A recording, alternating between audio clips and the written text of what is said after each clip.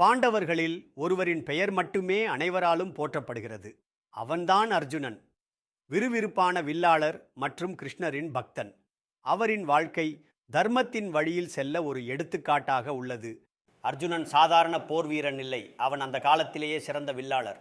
துரோணரின் வழிகாட்டுதல் மற்றும் அர்ப்பணிப்பு அவரை தனித்துவமாக ஆக்கின. அர்ஜுனனின் பெரிய பலம் அவனது கிருஷ்ண பக்தி. அதுவே அவனுக்கு தர்மத்தின் உண்மையான பொருளை புரிந்து கொள்ள செய்தது. மகாபாரதத்தின் முக்கியமான போதனை பகவத்கீதையை பெற்றவன் அவன். அர்ஜுனன் ஒரு போர் வீரன் மட்டுமல்ல, அவன் ஒரு நல்ல உள்ளத்தினும் உணர்ச்சி வசப்பட்ட மனதினும் நிறைந்தவன். பீஷ்மர், கர்ணன் போன்றவர்களிடம் அவன் கொண்ட மரியாதை இதற்கு சாட்சி.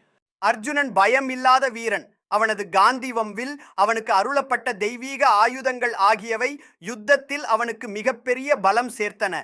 அவன் ஒரு வீரன் மட்டுமல்ல, அவன் நல்ல சகோதரன் மற்றும் உண்மையான கணவரும். எந்நேரத்திலும் தனது குடும்பத்தினரை காப்பாற்ற, தர்மத்தை நிலைநாட்ட துணிந்தவன். உலகின் சிறந்த வில்லாளராக இருந்த போதும் அவன் அறிவை நாடியது குறையவில்லை. அதனால்தான் சிவபெருமானை வழிபட்டு பாசுபதாஸ்திரத்தை பெற்றான். அர்ஜுனனின் கதைகள் எத்தனை காலங்கள் சென்றாலும் மறையாது. அவன் வீரமும் பக்தியும் நம்மை என்றும் இன்புறுத்தும். இதுவே அவன் மகாபாரதத்தில் நீங்காத இடம் பெற்றதற்கான காரணம். ஆற்றல் மட்டுமல்ல, நம்பிக்கை, பக்தி மற்றும் நீதியும் ஒருவரை சிறந்த மனிதனாக ஆக்கும்.